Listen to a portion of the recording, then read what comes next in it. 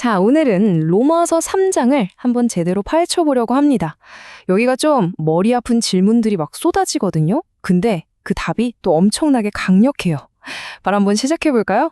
지난번에 바울이 진짜 폭탄 선언을 했잖아요. 유대인이든 아니든 누구나 행한 대로 심판받는다. 그러니까 바로 이런 질문이 나오는 거죠.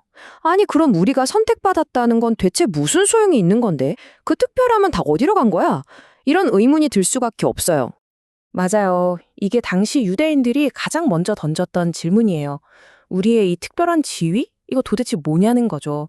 그냥 특권인가? 아니면 어떤 책임이 따르는 건가? 보통 우리가 특권이라고 하면 뭘 생각하죠? 뭔가 면제받고 특별 혜택 누리는 거잖아요.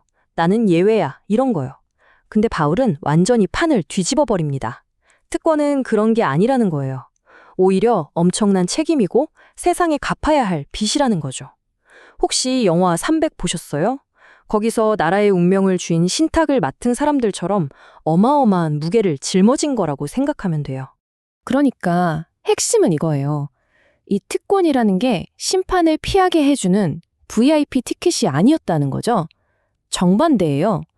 온 세상에 하나님의 말씀을 전달해야 하는 정말 무거운 책임을 맡았다는 뜻이었습니다. 자, 그럼 이제 두 번째 질문으로 넘어가 볼까요? 이건 아마 우리 모두가 한 번쯤은 느껴봤을 불안감일 거예요. 바로 우리의 믿음이 흔들릴 때, 갑자기 믿음이 약해지는 것 같고 실패하는 것 같을 때 말이죠. 그럴 때 과연 어떻게 되는 걸까요? 이런 생각 해보신 적 없으세요? 내 구원이 꼭 스마트폰 배터리 같은 거예요. 내 믿음이 충만할 땐 파란불인데 좀 흔들리고 약해지면 빨간불 들어오면서 툭 하고 꺼져버리는 거 아닌가? 이런 거요. 만약 구원이 진짜 내 믿음 상태에 따라 왔다 갔다 하는 거라면 와, 생각만 해도 너무 불안하지 않나요?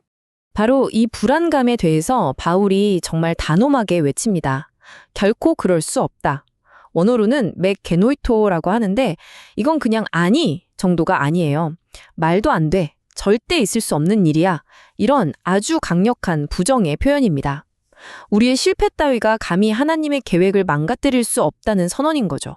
바로 여기서 오늘 이야기의 가장 중요한 단어가 등장합니다. 바로 하나님의 미쁘심. 이 단어 정말 아름답지 않나요? 믿음직하다와 진실하다 하는 뜻이 합쳐진 말인데 변덕에 죽그릇하는 우리랑은 차원이 다른 절대 변하지 않는 하나님의 성품을 딱 보여주는 말이죠. 저는 이걸 하나님의 거룩한 고집이라고 부르고 싶어요. 우리가 막 약속을 깨고 등을 돌리고 엉뚱한 길로 가도 하나님은 아니 나는 너 포기 못해. 내가 한 약속은 끝까지 지킬 거야 하고 버티시는 거예요. 우리의 믿음은 파도처럼 흔들릴 수 있죠. 하지만 하나님의 신실함, 그분의 미쁘심은 절대 흔들리지 않는 바위 같은 겁니다. 그 돌아온 탕자 이야기 아시죠? 그 아들이 다시 집으로 발걸음을 돌릴 수 있었던 진짜 이유가 뭘까요? 자기가 잘해서가 아니에요. 아버지는 분명 그 자리에 계실 거야 하는 아버지의 신실함에 대한 희미한 믿음 때문이었죠. 우리 구원도 똑같아요. 제발 이것만은 꼭 기억하세요. 구원은요, 내가 하나님을 얼마나 세게 붙잡고 있느냐에 달린 게 아니에요. 하나님이 나를 얼마나 세게 붙잡고 놓지 않으시느냐에 달려있는 겁니다. 자, 그런데 사람들이 여기서 또 이상한 핑계를 대기 시작합니다. 바울이 이런 교묘하고 위험한 죄에 대한 변명들을 어떻게 박살내는지 한번 보시죠. 첫 번째 잘못된 논리가 이거예요. 잠깐만요. 내 죄 때문에 하나님의 선하심이 더 빛나는 거 아니에요? 까만 도화지의 흰물감이 더 잘 보이잖아요. 내가 이렇게 어두우니까 하나님의 빛이 더 밝게 드러난 건데 나를 심판하면 불공평한 거 아닌가요? 와, 진짜 그럴듯하게 들리죠? 근데 이거 정말 위험한 생각입니다. 바울이 이 논리를 아주 간단하게 깨부숩니다. 만약 그 논리가 맞다면 하나님이 어떻게 세상을 심판하실 수 있겠어? 라고요. 물론 하나님은 악한 상황을 통해서도 선한 결과를 만들어내실 수 있어요. 십자가가 바로 그 증거죠. 하지만 그렇다고 악이 선이 되는 건 절대 아닙니다. 어둠이 빛을 돋보이게 할 수는 있지만 어둠 자체가 빛이 될 수는 없는 것과 같아요. 자, 두 번째 잘못된 논리는 더 황당합니다. 은혜를 더 많이 받으려면 죄를 더 많이 지으면 되는 거 아니야? 이런 논리예요. 죄가 많은 곳에 은혜가 넘친다. 는 엄청난 진리를 아주 교묘하게 비틀어버린 거죠. 말 그대로 막 나가자는 이야기입니다. 이런 말도 안 되는 주장에 대해서 바울은요, 질게 설명할 가치도 없다고 생각해요. 그냥 한마디로 잘라버립니다. 그런 사람들은 정죄받아 마땅하다. 끝! 왜냐하면 은혜를 죄 짓는 데 써먹으려는 건 그 은혜를 주신 분에 대한 최악의 모독이니까요. 이 비유를 한번 들어보세요. 은혜는요, 우리가 아픈 채로 그냥 살아도 괜찮다는 면허증 같은 게 아니에요. 우리를 그 병에서 살려내는 이식수술과 같은 겁니다. 한번 생각해 보세요. 죽을 병에 걸렸다가 누군가의 희생으로 심장을 이식받았어요.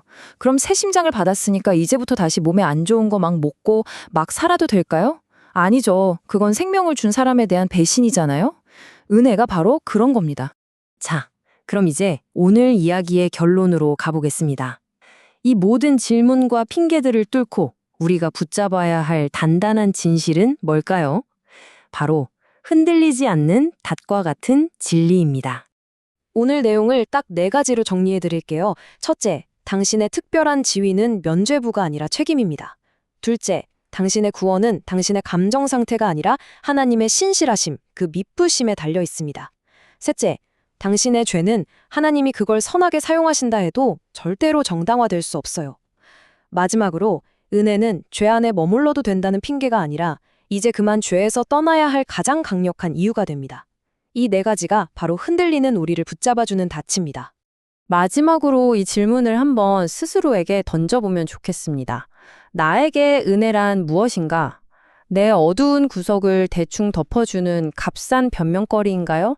아니면 나를 그분의 흔들리지 않는 빛 속으로 들어오라고 부르시는 거부할 수 없는 초대장인가요? 이 질문에 어떻게 답하느냐에 따라 우리의 모든 것이 달라질 겁니다.